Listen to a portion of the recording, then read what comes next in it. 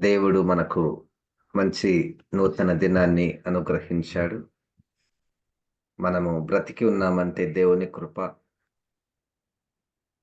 దేవుణ్ణి ఆరాధించగలిగిన ఆరోగ్యమును దేవుడు మనకు అనుగ్రహించి, ఇట్టి అనేక ఆత్మీయ కూడికలలో మనము పాల్గొనడానికి పరిశుద్ధాత్మ దేవుడు మనకు అవకాశమునిస్తూ ఉన్నాడు. దేవునికి వందనాలు. ఈ శిలువ శ్రమల ధ్యానములలో మనము అనేక నియమాలను గురించి ధ్యానం మనం చేస్తూ ఉన్నాము. గలతీ పత్రిక నుండి మనము సిలువ వేయవలసినటువంటి నియమాలు 2,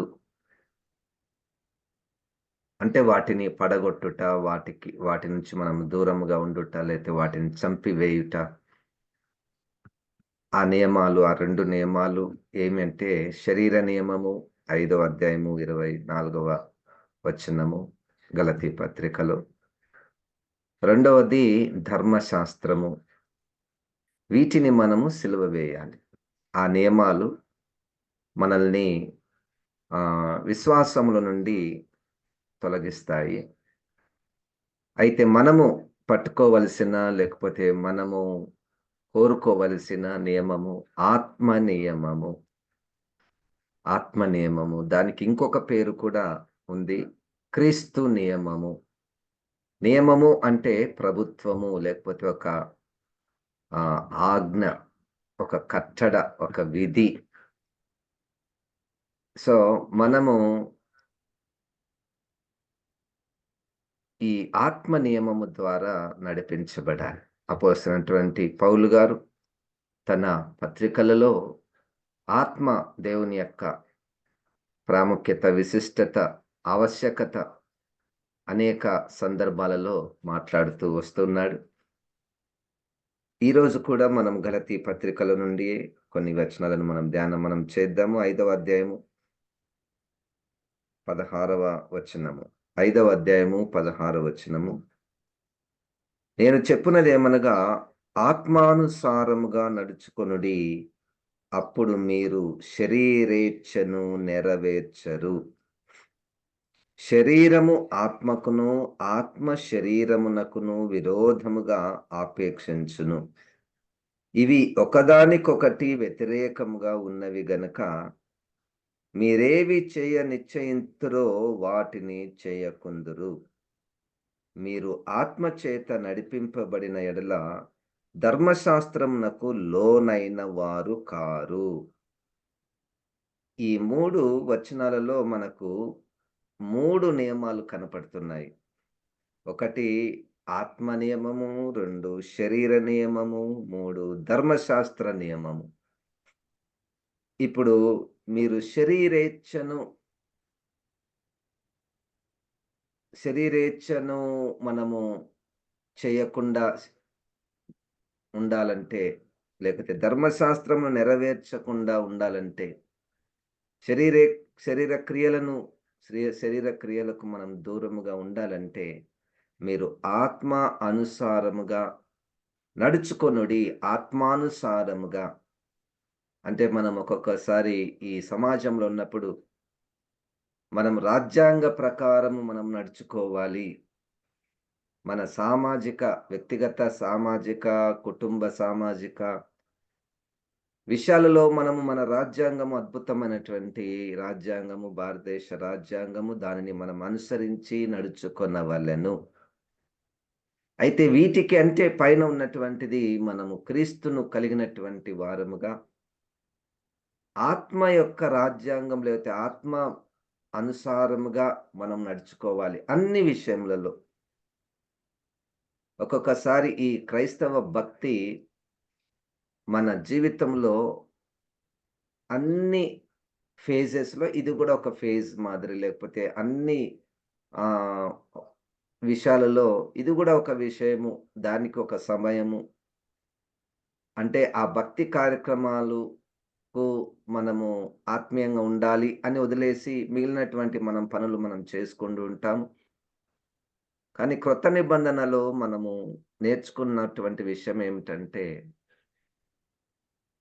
అన్ని విషయములలో, శరీర విషయంలో, వ్యక్తిగత కుటుంబ విషయాలలో, మన పనుల విషయములలో కూడా ఆత్మ ద్వారా మనము నడిపించబడాలి అన్నటువంటిది ఒక మంచి సూత్రం. హల్లెలూయా! అది కేవలము ఒక సండేకే, కొన్ని కార్యక్రమాలకే దాన్ని పరిమితం చేసి, దాన్ని అక్కడికక్కడ వదిలేసి, ఇక మనము మన వేలో మనం నడుచుకోవాలన్నటువంటిది దేవుని యొక్క ఉద్దేశ్యం ఆ విధంగా లేదు. అన్ని రంగాలలో, శరీర రంగాలలో కూడా ఆత్మానుసారముగా మనము నడుచుకొనవలెను. అప్పుడు మీరు శరీరేచ్ఛను నెరవేర్చరు.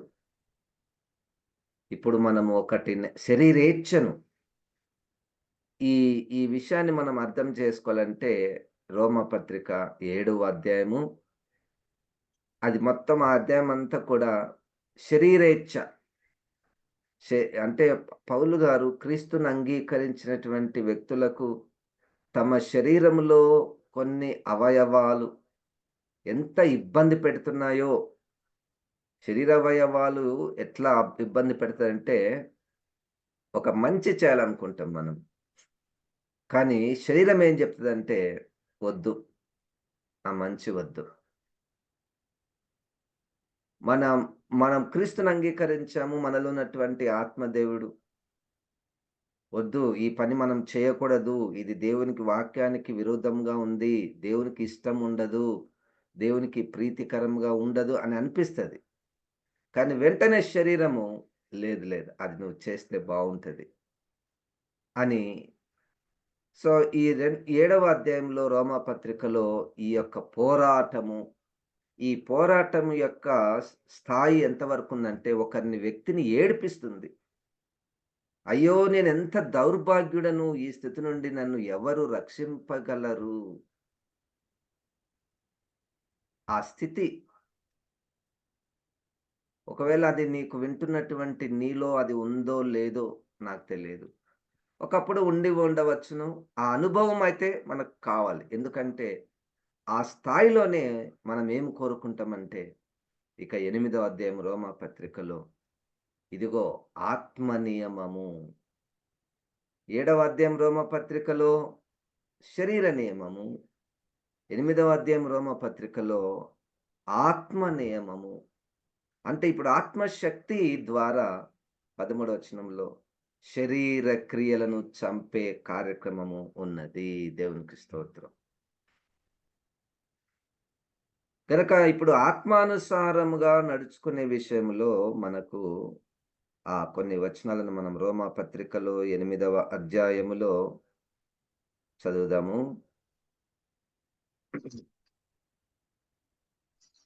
2వ వచనంలో, క్రీస్తు యేసునందు జీవమునిచ్చు ఆత్మ యొక్క నియమము పాప మరణముల నియమము నుండి నన్ను విడిపించెను.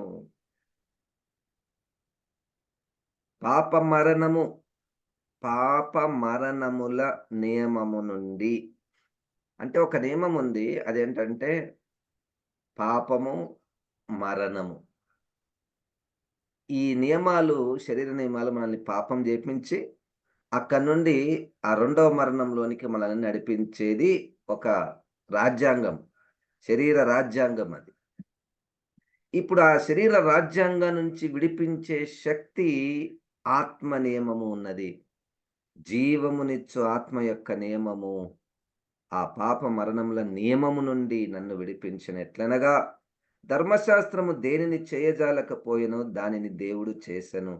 శరీరమును అనుసరింపక ఆత్మననుసరించియే నడుచుకొను మనయందు ధర్మశాస్త్ర సంబంధమైన నీతి విధి నెరవేర్చబడవలెనని పాప పరిహారం నిమిత్తము దేవుడు తన సొంత కుమారుని పాప శరీరాకారంతో పంపి ఆయన శరీరమందు పాపమునకు శిక్ష విధించెను. ఇప్పుడు మనము ఆత్మానుసారముగా మనము అనుసరించుటలో ఒక వ్యక్తి ఒక గొప్ప కార్యం చేశాడు. ఈ పాప మరణముల ద్వారా శిక్షను అనుభవిస్తున్నటువంటి వారిని విడిపించుటకై ఆయన శిలువ మరణము పొందాడు. 4వ వచనంలో, దేవుడు తన సొంత కుమారుని పాప శరీరాకారంతో పంపి ఆయన శరీరమందు పాపమునకు శిక్ష విధించెను. శరీరానుసారులు శరీర విషయముల మీద మనసుంతురు. ఆత్మానుసారులు ఆత్మ విషయముల మీద మనస్సునుంతురు. శరీరానుసారమైన మనస్సు మరణము, ఆత్మానుసారమైన మనస్సు జీవమును సమాధానమునై ఉన్నది. మన మనసు దేని మీద ఎక్కువగా కేంద్రీకృతం అవుతుందో మనము గమనించుకోవాలి.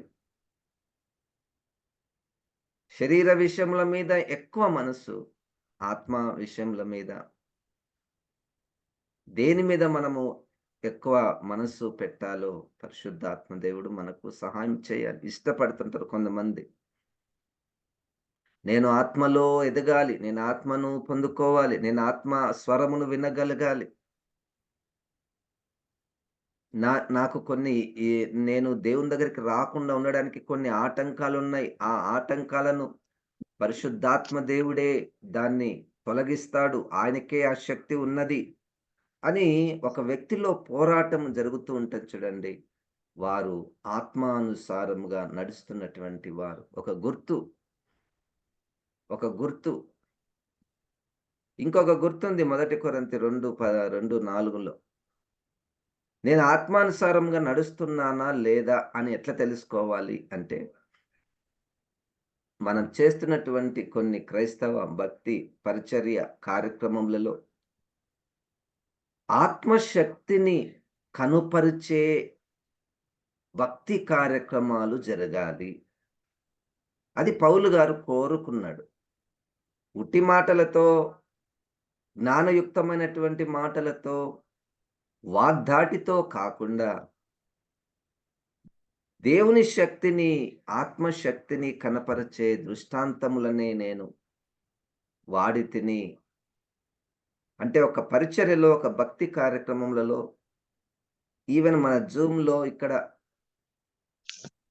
ఈ చిన్న సమయంలో కూడా ఆత్మశక్తి విడుదల కావాలి. ఎక్కడో ఒక దగ్గర ఏదో ఒక రీతిగా ఎవరిలో ఒకరిలో అది మనము చాలా తీవ్రంగా కోరుకోవాలి. మనకు ఎన్నో ప్రశ్నలుంటాయి. ఎన్నో సమస్యలుంటాయి.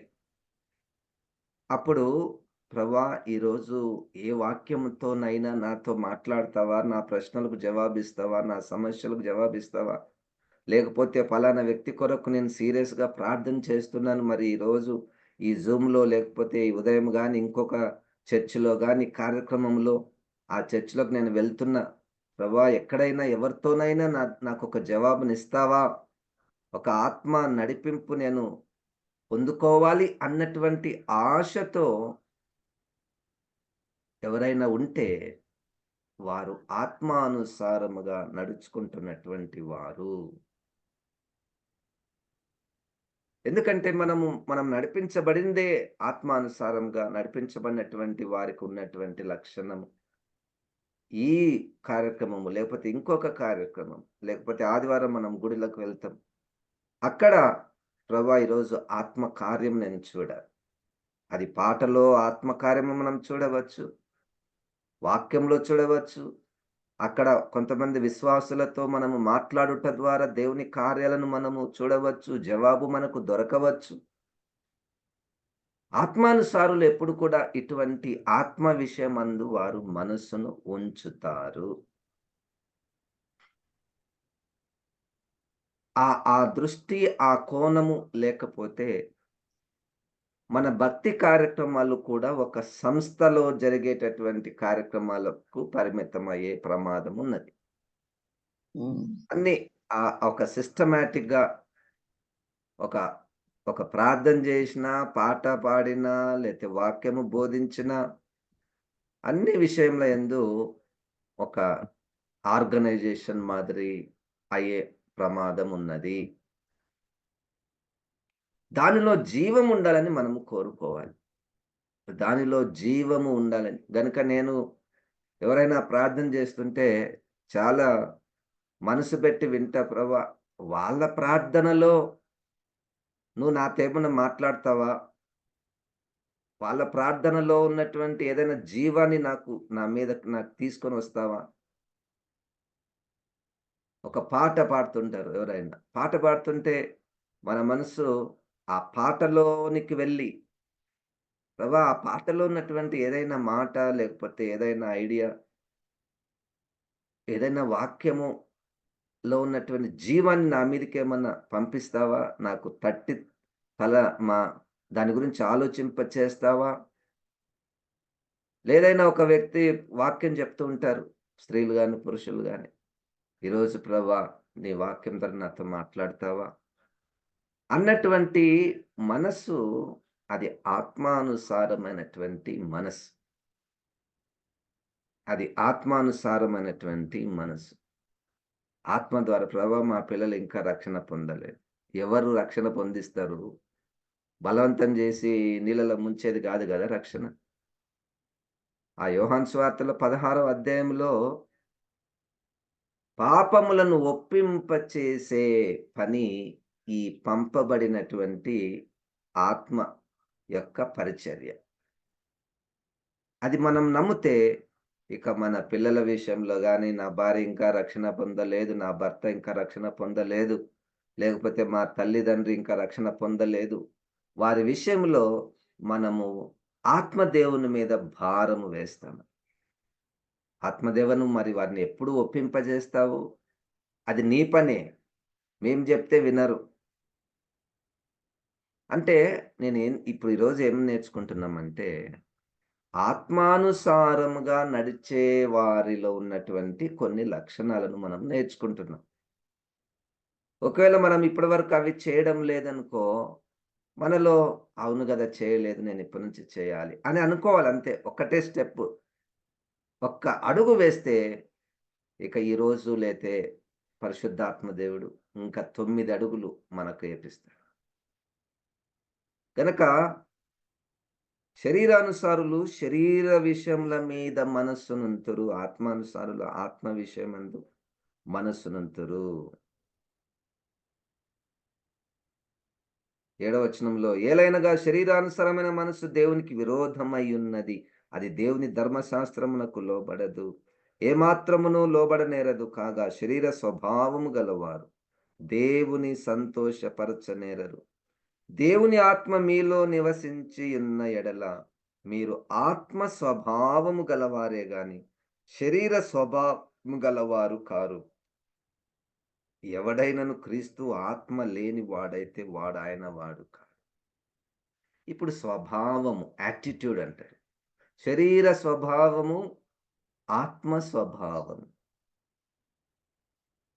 మనము పుట్టుటతోనే మనం శరీర స్వభావము కలిగి ఉంటాము. అది మన తప్పు గాదు. మనం జేసిన పాపం గాదది. పుట్టుకతోనే అందరం కూడా శరీర స్వభావం ఉంటది. అయితే ఈ శరీరం అన్నటువంటి పదము అపోస్తున్నటువంటి పౌలు గారు తన పత్రికలలో గ్రీకు భాషలో 2 పదాలు వాడారు. శరీరము ఇంగ్లీష్‌లో బాడీ, ఫ్లెష్ ఇవి 2 వేరు. బాడీ అంటే బయాలజికల్ స్ట్రక్చర్. అంటే మనకు కనిపించే శరీర అవయవం. ఫ్లెష్ అంటే దానికున్నటువంటి స్వభావం. బాడీకి సోమ అని, ఫ్లెష్‌కి సార్క్స్ అనేటువంటి పదాలు వాడారు. పౌలు గారికి బయాలజికల్ బాడీ విషయంలో ఏమి ఇబ్బంది లేదు. కానీ ఆ అవయవాల వెనకున్నటువంటి స్వభావం ఉంటది చూడండి. దాని విషయమే ఈ శరీరం అన్నటువంటి మాటను వాడుతున్నాడు. చక్కని శరీర అవయవాలు ఉండుట తప్పేం కాదు. కానీ ఒక్కొక్క శరీర అవయవము వెనుక శరీర స్వభావము మానుషేచ్ఛలు అంటారు. 1వ అధ్యాయము 13వ వచనము యోహాను సువార్తలో. కనుక దేవుని ఆత్మ మీలో నివసించిన ఎడల మీరు ఆత్మ స్వభావము గలవారు. ఆత్మ స్వభావము మన యాటిట్యూడే ఆత్మ యాటిట్యూడ్ మనకుంటుంది. క్రీస్తు ఆత్మ లేనివాడైతే వాడు ఆయన వాడు కాడు. ఇవి చాలా కఠినమైన నేరుగా, సూటిగా ఉన్నది ఉన్నట్టు మొహమాటం లేకుండా క్రీస్తు ఆత్మ లేదా నువ్వు దేవుని వారవు కావు. నేను ఇంతకుముందే చెప్పాను. ఒక్కొక్కసారి కొంతమందికి ఆత్మదేవుడు ఉంటాడు. వారికి ఉన్నట్టు తెలీదు. కానీ వారి ప్రవర్తనలో మనకు ఆత్మను అనుసరించి వాళ్ళు నడుస్తున్నట్టు మనకు కనపడతది. కొంతమందికి తెలిసిపోతది. ఆహా! నాలో ఆత్మదేవుడు ఉన్నాడు. ఉంటేనే గదా నేను తప్పు జేసినప్పుడు నాకు తెలిసొస్తుంది. ఉంటేనే గదా నేను పాపం జేసినప్పుడు, తప్పు జేసినప్పుడు, పొరపాటు జేసినప్పుడు హృదయమంతా నలగగొట్టుకొని పశ్చాత్తాపపడుతున్నటువంటి స్థితి నాకుంది అని మీ అనుభవం అయితే మీరు ఆత్మదేవుడిని కలిగి ఉన్నారు. ప్రభా! ఈ వాక్యం నాకేం అర్థమవుతలేదు. మరి ఎట్లా జేయాలి? ఆత్మదేవా నువ్వే గదా నాకు అర్థం చేపించేది. అని ఆత్మదేవుని మీద ఆధారపడి వాక్యం చదివే వాళ్ళు మీరా? అయితే మీకు ఆత్మదేవుడు ఉన్నాడు. ఆత్మానుసారంగా మీరు నడుస్తున్నారు. ఫలానా పరిచర్య నేను చేయాలనుకున్నాను. ఆత్మదేవా నువ్వేమంటావు? నాకెట్లా నువ్వేదన్నా సూచనలు జూపి అని ఆత్మదేవుని మీద ఆధారపడి ఆత్మదేవుడు కొన్నిసార్లు వద్దు అంటే పోకుండా, పో అంటే పోవడము. ఈ యొక్క క్రమము నాలో, నీలో జరుగుతూ ఉంటే మనము ఆత్మానుసారముగా నడుచుకొనుచున్నాము. క్రీస్తు ఆత్మ లేనివాడైతే వాడు అ ఆయన వాడు కాడు. క్రీస్తు ఆత్మను కలిగినటువంటి వాడు.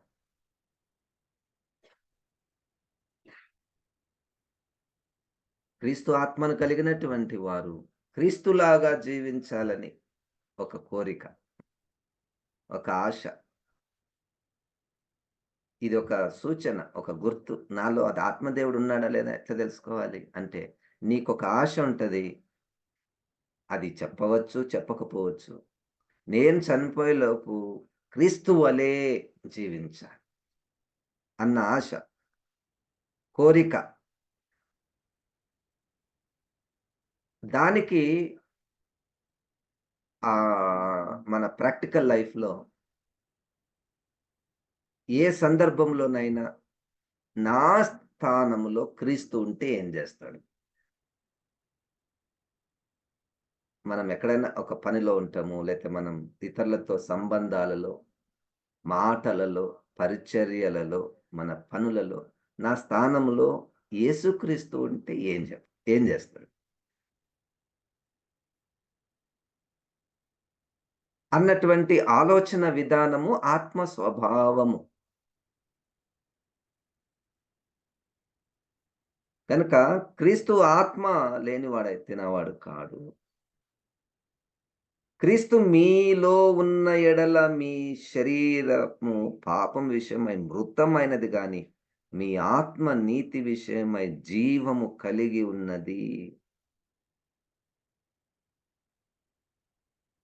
పాపం విషయమై నా శరీరము అంటే శరీర స్వభావం అన్నట్టు. పాపం విషయమై మీ శరీర స్వభావము మృతమై ఉన్నది. ఇప్పుడు ఒక చనిపోయినటువంటి శవాన్ని గిచ్చినామనుకోండి, కొట్టినామనుకోండి, ఏం రెస్పాన్స్ ఉండదు. అదేమి ప్రతిస్పందించదు. అట్లే ఏదైనా ఒక శోధన, పాపము మన దగ్గరకొచ్చి ఇట్లా తడతది. మాట్లాడతారు. అప్పుడు మన ప్రతిస్పందన ఏం లేదనుకోండి, మనలో ఆత్మదేవుడు ఉన్నాడు. మనలో ఆత్మదేవుడు ఉన్నాడు.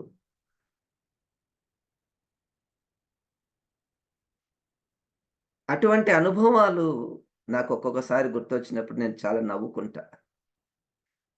ఆ శోధన పక్కనే ఉంటది. పక్కనే ఉండి ప్రయత్నం చేస్తుంటది నా మీద. ప్రయోగం చేస్తుంటది. కానీ నాకు తెలిసిపోతే పరిశుద్ధాత్మ దేవుడు ఆ శక్తిని ఉంచి, ఆహా! నువ్వు ఇట్లా వచ్చావా? ఈ రూపంలో వచ్చావా? అని గుర్తుపట్టే ఆ జ్ఞానము ఆత్మదేవుడు మనకు అనుగ్రహిస్తాడు. మొత్తానికి ఈరోజు మనము ఇంకా ఎన్నో వచనాలను మనం ధ్యానం చేస్తే, ఆత్మానుసారముగా మనం నడుచుకోనవలెన దానికి ఎటువంటి సూచనలు, ఎటువంటి లైఫ్ స్టైల్, యాటిట్యూడ్, స్వభావము మనకుండాలి. 11వ వచనంలో. మృతులలో నుండి యేసును లేపిన వాని ఆత్మ మీలో నివసించిన ఎడల, చూడండి ఈ అధ్యాయం అంతా నివసించిన ఎడల, ఆత్మ మీలో ఉన్న ఎడల, ఆత్మ మీలో ఉన్న ఎడల, ఇవన్నీ ఒకసారి రాసుకొని, నా జీవితాన్ని గూడా రాసుకొని, ఆత్మ నాలో ఉంటే ఇదుందా? ఆత్మ నాలో ఉంటే ధర్మశాస్త్రాన్ని మీరు నెరవేర్చరు అని వాళ్ళకు, యూదులకు, మనకు మూల పాఠాలను మీరు నెరవేర్చరు. మనకు ధర్మశాస్త్రం లేదు గదా! మనం అక్కడి నుంచేం రాలేదు. కానీ మనమొచ్చిన దాంట్లో మూల పాఠాలున్నాయి. మనం క్రీస్తుని అంగీకరించక మునుపు ఏ ఏ మతాలలో ఉన్నామో, వాటిలో వాటిని వాక్యము మూల పాఠాలు అని అంటుంది. ఆ మూల పాఠాలను మనము నెరవేర్చము. అది ఆత్మానుసారంగా నడుచుకొనుట. ఆ! దేవుని ఆత్మ మీలో ఉన్న యెడల, మృతులలో నుండి క్రీస్తు యేసును లేపిన వాడు చావునకు లోనైన మీ శరీరములను కూడా మీలో నివసించుచున్న తన ఆత్మ ద్వారా జీవింపచేయును.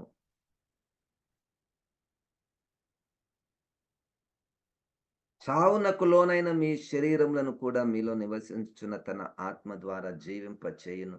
తన ఆత్మ కార్యములను చూడండి. తన ఆత్మ కార్యములు. కొన్ని మనలో ఉన్నటువంటి శరీర కార్యాలు, శరీరమైన మనస్సు దేవుని కార్యాలను చేయడానికి ఇష్టపడవు. దేవునికి ఇష్టమైనటువంటివి చేయడానికి ఇష్టపడవు. కానీ ఆత్మదేవుడు కలిగుంటే, ఏవైతే ఇష్టపడడం లేదో వాటిని జీవింపజేసి, వాటికి బలమునిచ్చి, ఇప్పుడు ఈ శరీర ద్వారా నువ్వు దేవుణ్ణి సేవించాలి, దేవుని కార్యాలు చేయాలి అని మనల్ని పురిగొల్పేది దేవుని యొక్క ఆత్మదేవుడు. ఆత్మదేవుడు జీవింపచేస్తాడు. ఇదిగో ఇన్ని సంవత్సరాలు ఈ నోటిని నేను అపవిత్రమైన దాన్లకు ఉపయోగించాను. అయితే ఆత్మదేవుడు వారికొక శక్తినిస్తాడు. అప్పుడు ఆ నాలుక ఇప్పటినుండి దానికి జీవమొస్తది. ఆ జీవములో వాళ్ళు ఇక దేవుని పనులకే ఆ నాలుకను ఉపయోగిస్తారు. ఉదాహరణ ఇక ఎన్నో. అప్పటి వరకు శరీరంలో చేసినటువంటి కార్యాలు ఇక మీదట నేను చెయ్యను అనేది ఒక గుర్తు. ఆత్మానుసారంగా నేను నడుచుకుంటున్నాను. 12వ వచనము. రోమా 8:12. కాబట్టి సహోదరులారా, శరీరానుసారంగా ప్రవర్తించుటకు మనము శరీరమునకు రుణస్థులము కాము. మీరు శరీరానుసారంగా ప్రవర్తించిన యెడల చావవలసిన ఇందురు గాని, ఆత్మచేత శరీర క్రియలను చంపిన యెడల జీవించెదరు. ఇది నాకు ఇష్టమైనటువంటి, నేను చాలా సార్లు కోరుకుంటున్నటువంటి, ఇప్పటికి కూడా నేను కోరుకుంటున్నటువంటి వచనము. ప్రభా, నాలో శరీర స్వభావము ఉంది. నాలో కొన్ని శరీర క్రియలున్నాయి. నీ ఆత్మ ద్వారా వాటిని చంపివేయాలి. నేను క్రీస్తులాగా జీవించాలి గదా!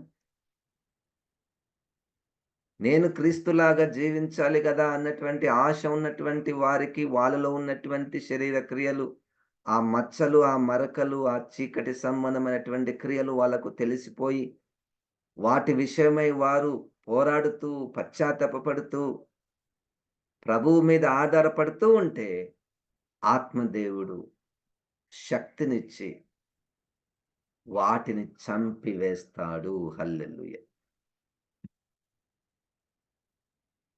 ఆత్మదేవుడు.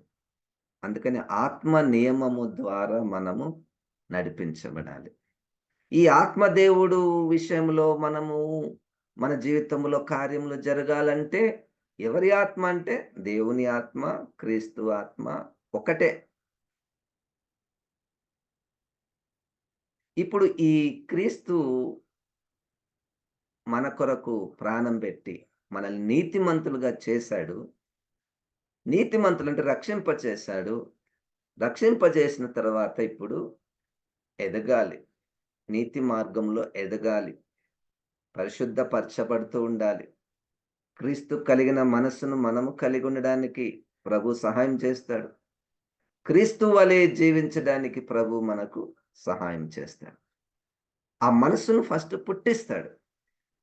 ఇది వేషం వేసుకునేది కాదు గదా! క్రీస్తు వలె జీవించాలంటే క్రీస్తు ఎట్లెట్లా ఉండాలనో వేషం వేసుకునేది కాదు గదా! ఆ ఆత్మదేవుడే మనలో ఆ మనసును పుట్టిస్తాడు. హల్లెలూయా! మనకనిపిస్తది ఆ మాట చాలా చాలా టాప్‌లో ఉంది. మనం ఎట్లా క్రీస్తు వలె జీవిస్తాము? శరీరంలో ఉన్నాము, మానవులుగా ఉన్నాము, లోకంలో ఉన్నాము. ఇంపాసిబుల్ సార్ అది. అట్టెట్లా జీవిస్తారు? అనే ఆలోచన ఎంత భయంకరమైనటువంటి ఆలోచనంటే, ఆ ఆలోచనకు మనం ఫిక్స్ అయినామనుకోండి, మనం ఎట్లా జీవిస్తాం క్రీస్తు వల్లే మనం జీవించడానికి రాదు అని అనుకున్నామనుకోండి, ఇక చిన్న చిన్నవి సులువుగా చిక్కులబెట్టు పాపాలు మెల్లమెల్లగా ఎంటర్ అయితాయి. ఎంటర్ అయినప్పుడల్లా మనం దాన్ని ఓకే. ఎవరైనా చేస్తారు. ఇది చేయకుండా ఎవరుంటారబ్బా! అని అపవాది మనల్ని అక్కడి వరకు ఉంచి మెల్లగా అక్కడి నుంచి నరకానికి తీసుకొని పోతాడు.